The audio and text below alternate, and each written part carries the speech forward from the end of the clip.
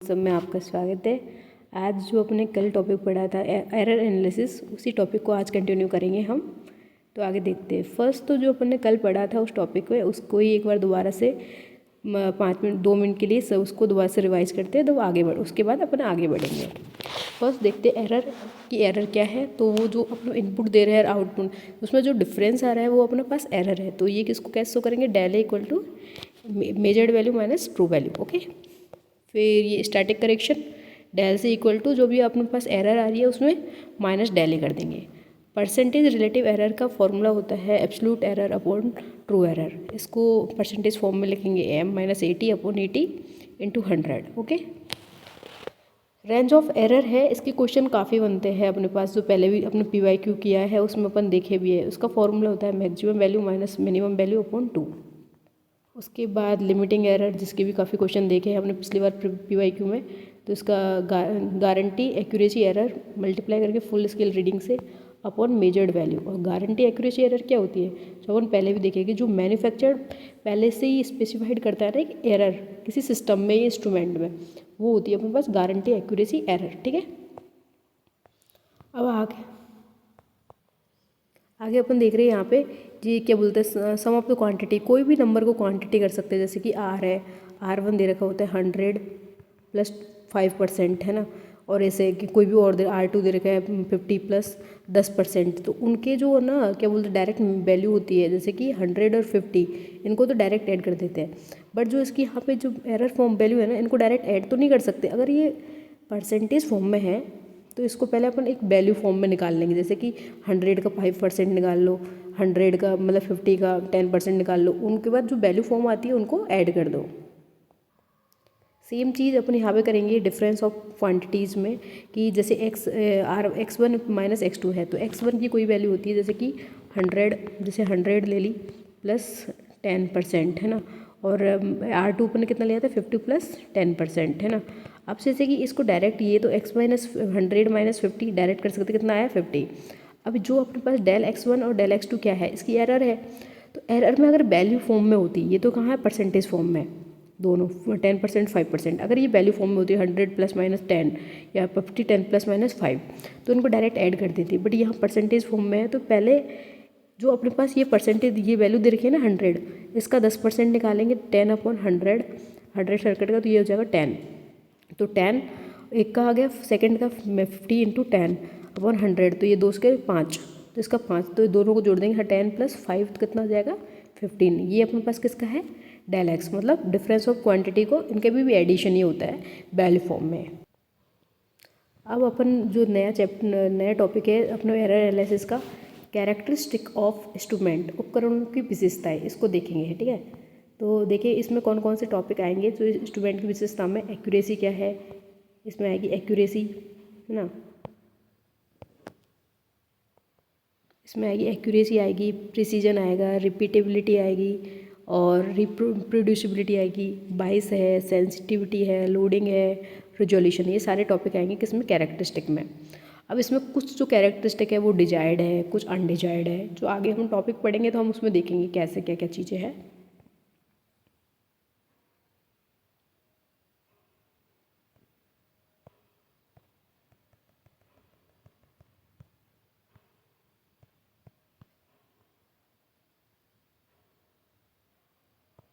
और यहाँ पे देखते हैं रिजोल्यूशन और क्या बोलते हैं थ्रेशोल्ड, ये सारे टॉपिक है। ठीक है, फर्स्ट अपन डिस्कशन करेंगे क्या, एक्यूरेसी। अब एक्यूरेसी होती क्या है।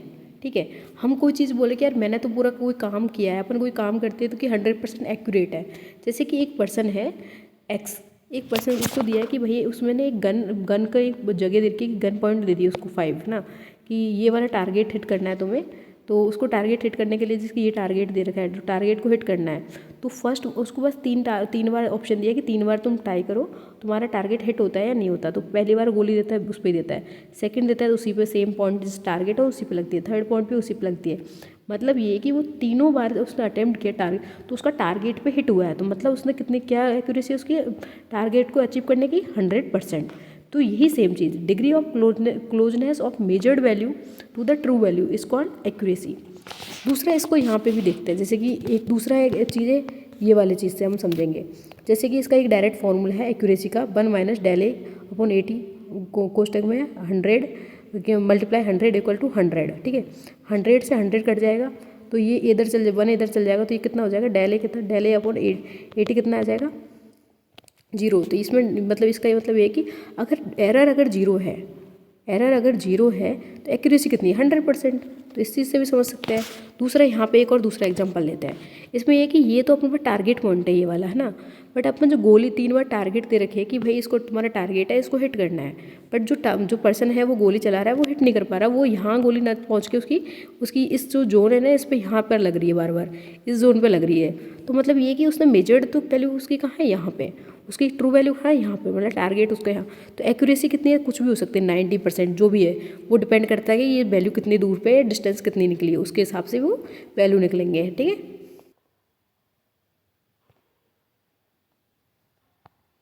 अब सेकंड पॉइंट आएगा अपने पास प्रिसीजन। भाई प्रिसीजन क्या होता है ना, प्रिसीजन के अंदर दो चीज़ देखते हैं इंपॉर्टेंट है इसमें टर्म्स, रिपीटेबिलिटी और रिप्रोड्यूसिबिलिटी, है ना। रिपीटेबिलिटी ये वाली टर्म और रिप्रोड्यूसिबिलिटी, है ना। अब ये होती क्या है, ये चीज़ देखते हैं कि अब एक चीज़ है कि ये टर्म थी अपने पास, ये टारगेट था अपने पास, इस टारगेट को करना है, कोई आदमी ने 3 बार हिट इसी टारगेट को कराया, है ना। तो अगर उसका 80 की कोई वैल्यू मान दे रखा, अगर 8 एम्पियर, सेकेंड बार जब हिट किया तो उसका भी 8 एम्पियर आया, मतलब मेजर्ड वैल्यू का, है ना। ये अपना टारगेट 8 एम्पियर दिया, मेजर्ड किया तो 8 एम्पियर आया, सेकंड टारगेट में भी 8 एम्पियर आया, थर्ड पे भी 8 एम्पियर, मतलब उसकी एक्यूरेसी कितनी आ गई, 100%। अब ये एक्यूरेसी अगर 100% है तो इन दोनों ये तीनों टर्म्स 8 एम्पियर 8 एम्पियर इनमें डिफरेंस कितने का है, किसी का 0 का। तो मतलब इनके बीच में डिफरेंस अपन को क्या बताती है, शो करती है प्रिसीजन को। मतलब अगर इनमें कोई भी डिफरेंस नहीं है तो प्रिसीजन कितना है, 100%। मतलब रिपीट और रिप्रोड्यूस, मतलब वैल्यू बार बार रिपीट हो रही है, रिप्रोड्यूस हो रही है, तो मतलब इसका प्रिसीजन कितना है, 100%। तो इस वाली कंडीशन में इसमें 100% एक्यूरेसी है और 100% ही क्या है, प्रिसीजन, ठीक है। अब अपन देखते हैं दूसरा केस, ठीक है। जैसे कि एक कोई ये वाला एक सर्कल है, इस पर टारगेट करना है, ये अपने पास 80 है ना, इसको टारगेट पॉइंट है, बट कोई बिंदु आ रहा है बार बार टारगेट वो यहाँ कर पा रहा है 3 बार यहाँ पे, तो मतलब 80 कितना था, 80 था अपने पास 8 एम्पियर, ठीक है। बट मेजर्ड वैल्यू क्या आ रही है, एम क्या आ रहा है, 6 एम्पियर 6 एम्पियर 6 एम्पियर। तो इसमें देखो ये वाली तीनों में 6 एम्पियर में तो क्या है, डिफरेंस कोई नहीं है, तो मतलब इसका प्रिसीजन कितना है, 100%।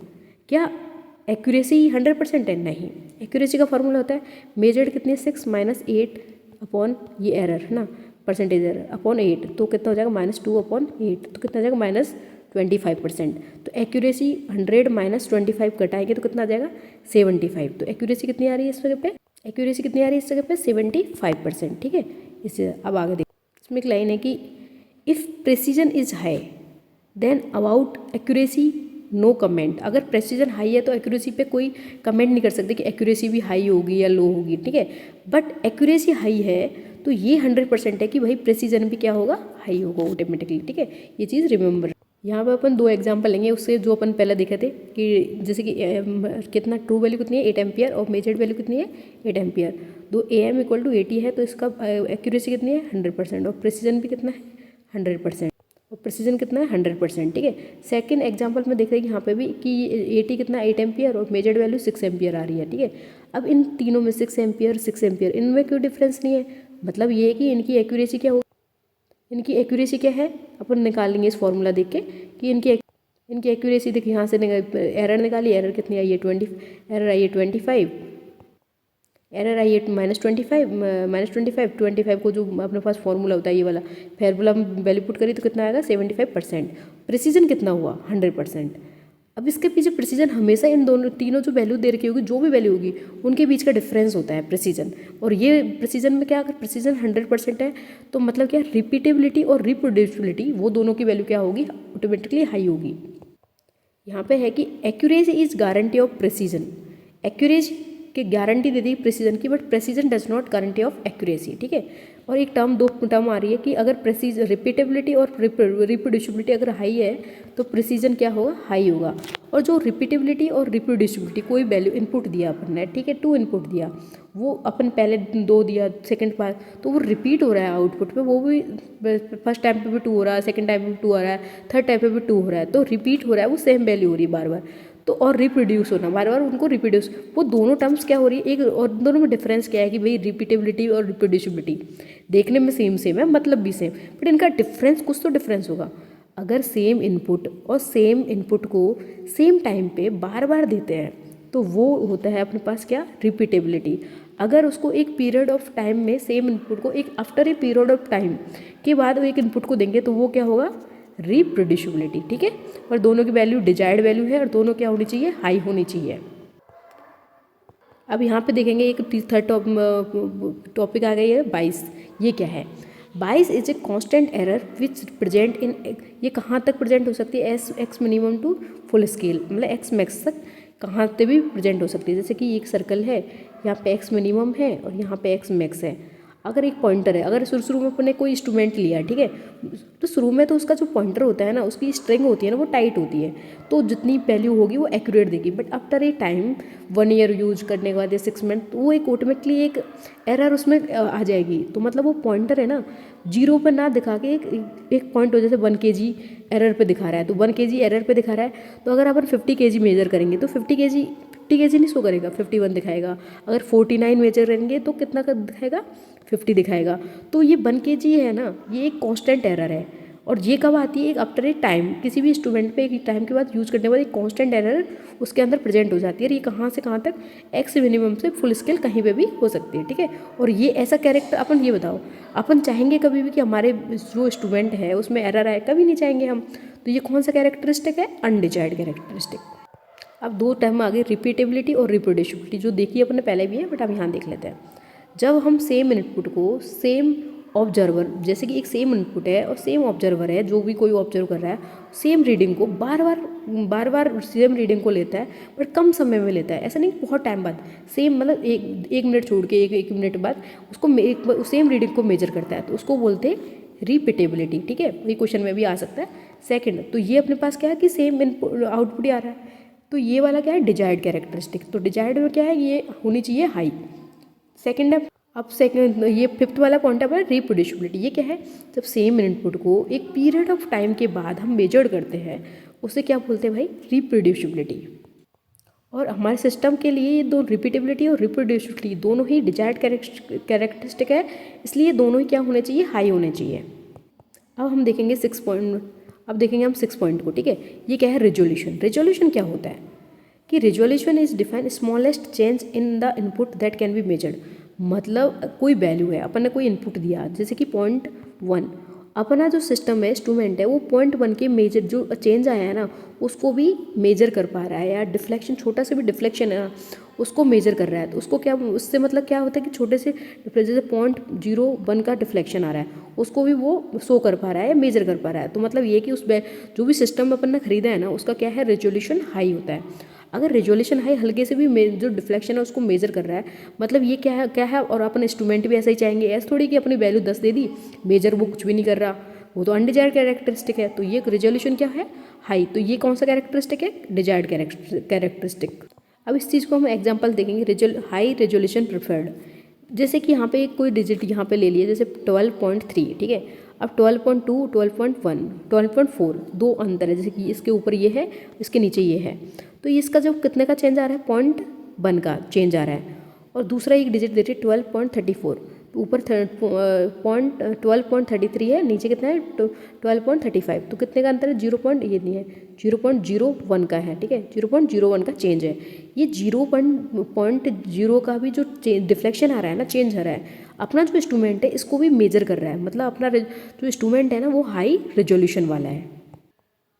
अब अपना एक टॉपिक है सेंसिटिविटी। ये क्या कैसे शो करते हैं, सेंसिटिविटी क्या होती है कि change in output quantity per as per unit change, input change के, ठीक है, per unit change in input quantity में। आउटपुट में चेंज आता है किसके रेस्पेक्ट में, इनपुट के रेस्पेक्ट में। और ये कैसे है कि भाई इनपुट के रेस्पेक्ट में आउटपुट चेंज, अगर आउटपुट इनपुट में कुछ चेंज हुआ तो आउटपुट में हो रहा है, इनपुट में कोई भी वैल्यू में कोई प्रोपोर्शनल चीज़ों में, तो ये कैसा होना चाहिए, ऐसा थोड़ी कि इनपुट में चेंज हो गया, आउटपुट में कोई चेंज ही नहीं हो रहा, वो कांस्टेंट है। नहीं, हमें सिस्टम ऐसा है कि हमारा इनपुट में चेंज किया है तो आउटपुट में चेंज आना ही चाहिए। तो इस शुड भी हाई। कैसा होने से, सेंसिटिविटी कैसी होनी चाहिए, हाई होनी चाहिए, कि इनपुट की जो भी चेंज आ रहा है उसको रिप्रेजेंट, उसको सेंस कर सके। ठीक है, और ये कैसा है आपके पास, डिजायर्ड कैरेक्टरिस्टिक। ठीक है, और ये कैसा होना चाहिए, हाई। और इसको लिख के सकते हैं ओम अपॉन वोल्ट और 1/IFSD, ठीक है, इसका फॉर्मूला है, ठीक है। इसको लिखेंगे आर एम जो ओम जो क्या दे रखा है, ये अपने पास रेजिस्टेंस, और ये कितना है वोल्टेज, फुल स्केल के डिफ्लेक्शन का ऑल वोल्टेज, इसका ये आर एम जो भी मेजर्ड वैल्यू है, प्लस आर एस सी मतलब सीरीज में जो रेजिस्टेंस कनेक्ट किया है उसकी वैल्यू, और ये न्यू क्या वोल्टेज है, फुल स्केल डिफ्लेक्शन का वोल्टेज। इसका फॉर्मूला है जिसको याद रखना, जो डायरेक्ट भी पूछ सकते हैं और मतलब इसका डायरेक्ट इसके बेस पे क्वेश्चन भी आएंगे, ठीक है। अब हमारे पास एक क्वेश्चन आ गया लोडिंग इफेक्ट। अब लोडिंग होता क्या है, जैसे कि अपना कोई एक इंस्ट्रूमेंट है, वो उसको अपन सर्किट के अंदर लगा रहे हैं, तो कोई भी प्लग, जैसे अपन प्लग के अंदर अपना जैसे कि फ़ोन चार्जर है, चार्जर को प्लग में लगाएंगे तो हल्की सी स्पार्किंग होती है, मतलब उसमें एक लोड कनेक्ट हुआ है। तो लोड कनेक्ट हुआ है तो उसका जो पाथ है उसमें कुछ चीज़ में डिस्टॉर्शन हुआ है ना, उसका मैग्नीट्यूड जो अभी तक अपने वैल्यू जा रही थी, ये करंट जो उसमें कुछ मैग्नीट्यूड में डिस्टॉर्शन हो सकता है, एम्पलीट्यूड हाई हो सकता है, या उसमें कोई वेरिएशन आ रहा है। जो वेरिएशन आ रहा है ना उसको कौन सा बोलते हैं, लोडिंग इफेक्ट बोलते हैं। अगर हमारे वैल्यू सेंसिटिविटी वैल्यू की बहुत कम है, मतलब सेंस मतलब इनपुट कुछ भी दे रहे, आउटपुट में कुछ चेंज ही नहीं आ रहा, ऐसे अगर सेंसिटिविटी बहुत कम है हमारे इंस्ट्रूमेंट में, तो मतलब उसकी लोडिंग इफेक्ट बहुत ज़्यादा होगी, मतलब वो हीट जनरेट ज़्यादा करेगी। तो नॉर्मली ये है कि हमारे पास लोडिंग इम्पैक्ट मिनिमम से मिनिमम हो। उस केस में कब होगा, जब हमारे इनपुट का जो इम्पीडेंस है ना, कोई भी सर्किट इंस्ट्रूमेंट लिया है उसका अगर इनपुट इम्पीडेंस अगर हाई है तो लोडिंग क्या हो जाएगा, ऑटोमेटिकली लो हो जाएगा। और ये हमारी अनडिजायर्ड कैरेक्टरिस्टिक है, कभी भी लोडिंग इफेक्ट ज़्यादा नहीं होना चाहिए। अब यहाँ पे अपन देखते थ्रेशोल्ड। थ्रेशोल्ड होता है क्या है, जैसे ही एक दो चीज़ देखते हैं, रेजोल्यूशन और थ्रेशोल्ड में कुछ डिफरेंस, सेम डिफरेंस होता है। रेजोल्यूशन मतलब होता है कि स्मॉलेस्ट चेंज होता है ना डिफ्लेक्शन वैल्यू में, उसको मेजर करना है। स्मॉलेस्ट डिफ्लेक्शन को मेजर करना मतलब क्या होता है, रेजोल्यूशन। और थ्रेशोल्ड होता है कि यहाँ तक ये वैल्यू है, यहाँ तक कोई भी इनपुट दे रहे हो ना उसको वो सेंस ही नहीं कर रहा, मेजर ही नहीं कर रहा। इससे ऊपर दोगे, जैसे बीटी अगर थ्रेशोल्ड वोल्टेज कितना है 0.2 से मिनिमम कुछ भी दिया ना, तुमने 0.1 दिया, 0.1 दिया, उसको वैल्यू को वो अपना जो इंस्ट्रूमेंट है ना वो शो ही नहीं करेगा। 0.2 से हाई दोगे ना तभी उसको वो इंस्ट्रूमेंट को शो करेगा। तो ये है अपने पास थ्रेशोल्ड वैल्यू, मतलब इसकी एक लिमिट है। अगर इस लिमिट से कम दिया तो मतलब वो उसको मेजर ही नहीं करेगा, इससे ऊपर देंगे तो ही वो मेजर करेगा। तो इसको क्या बोलते हैं, threshold. It is defined smallest measurable input change. अब मैं एक देखते हैं कि ड्रिफ्ट क्वेश्चन में ना सिंगल ऑब्जेक्टिव में काफ़ी बार क्वेश्चन भी पूछते हैं। ये अब MCQ क्वेश्चन में काफ़ी बार ये क्वेश्चन आता है, अपने रेलवे में भी, SSC में भी, कि भाई ड्रिफ्ट क्या होता है। ड्रिफ्ट एक है ना कॉन्स्टेंट में एक कॉन्स्टेंट ही, मतलब एक एरर है। तो ये क्या है कि ग्रेजुअल धीरे धीरे हमारे इंस्ट्रूमेंट अपन यूज कर रहे हैं अनइंटेंशनली। कोई भी अपन एरर होती है तो अपन इंटेंशन तो नहीं चाहेंगे कि हमारे इंस्ट्रूमेंट में कोई एरर है। Gradually and unintentionally change in system output over A time. एक टाइम के बाद हमारे इंस्ट्रूमेंट के आउटपुट में एक कुछ एरर आने लग जाती है। When the input quantity remain constant. अगर इनपुट तो सेम है जो पहले दे रहे थे, फिर भी अब हमारा आउटपुट क्या आ रहा है, चेंज आ रहा है। जो एरर आ रही है ना, ये चेंज आना, ये क्या है अपने पास, ड्रिफ्ट। ये क्या है, ड्रिफ्ट। किसी उपकरण के आउटपुट में समय के बाद होने वाला क्रमिक और अनजाने में परिवर्तन होता है, तब भी जब इनपुट मात्रा स्थिर रहती है। तो इनपुट सेम होने के बाद भी आउटपुट में एक कुछ चेंज आना एक टाइम के बाद, उसको क्या बोलते हैं, ड्रिफ्ट बोलते हैं, ठीक है। अब देखेंगे ड्रिफ्ट कितने प्रकार के हैं। एक तो होता है जीरो ड्रिफ्ट, सेकंड है स्पिन ड्रिफ्ट, इसको सेंसिटिविटी ड्रिफ्ट भी बोलते हैं, संवेदनशीलता, और थर्ड है जोनल ड्रिफ्ट, और फोर्थ है कॉम्बाइंड ड्रिफ्ट। अब जीरो ड्रिफ्ट क्या होता है, जीरो ड्रिफ्ट होता है कि zero point of the instrument shift over A time causing constant offset, या निश्चित दूरी reading when the input is zero. अगर हमारे इनपुट अपन ने ये दे रखा है, इनपुट क्या दे रखा है, ये लाइन। अब इनपुट ये ले रखा है तो अपन पास आउटपुट हमें प्रोपोर्शनल देखते हैं कि जो इनपुट है उसके प्रोपोर्शनल आउटपुट होना चाहिए। फिर भी अपन देखें यहाँ पे इनपुट दिया तो और आउटपुट शो हो रहा है यस लाइन से, ठीक है। यहाँ तक कोई भी आउटपुट शो ही नहीं हो रहा। तो जो एक स्थिर दूरी पे जो कांस्टेंट ऑफसेट सेट हुआ है ना, एक निश्चित, तो इसको बोलते हैं जीरो ऑफसेट। एक जीरो पॉइंट पे कोई भी एक डिस्टेंस चेंज हुई है ना, निश्चित ऑफसेट कांस्टेंट ऑफसेट है ये, तो ये चेंज जो रीडिंग आई है ना इसमें, तो ये क्या, वो इसको क्या बोलते हैं, जीरो शिफ्ट या जीरो ड्रिफ्ट बोलते हैं, ठीक है। दूसरा अपने पास है स्पेन ड्रिफ्ट। स्पेन में क्या होता है कि ये अपने पास इनपुट था नॉमिनल कैरेक्टरिस्टिक, और ये अपने पास क्या आ रहा है अपने पास आउटपुट का, ये स्पैन ड्रिफ्ट। मतलब ये कि instrument sensitivity change, output to change proportional to the input change. Output में जो चेंज आ रहा है ना वो इनपुट के चेंज के अकॉर्डिंग चेंज आ रहा है, मतलब उसके प्रोपोर्शनल में आ रहा है। तो इस वाले ड्रिफ्ट को क्या बोलेंगे, इस वाले ड्रिफ्ट को बोलेंगे स्पेन ड्रिफ्ट या सेंसिटिविटी ड्रिफ्ट बोलेंगे, ठीक है। और एक और ड्रिफ्ट है जोनल ड्रिफ्ट। जोनल ड्रिफ्ट में क्या होता है कि ए ड्रिफ्ट दैट अकर ओनली और ए स्पेसिफिक पोर्शन, किसी भी एक फिक्स पोर्शन है कि भाई इस वाले पोर्शन में ही एक मतलब ड्रिफ्ट आएगा। मतलब ड्रिफ्ट मतलब क्या होता है कि एरर आना, एक कांस्टेंट मतलब इनपुट सेम होने के बाद भी आउटपुट में एक चेंज आना एक ओवर ए टाइम।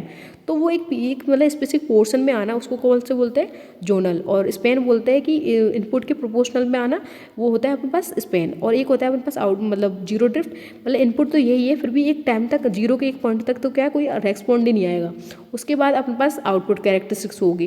तो ये वाले जो डिस्टेंस होगी इसको क्या बोलते हैं, जीरो ड्रिफ्ट बोलेंगे, ठीक है, ये वाला आउटपुट को।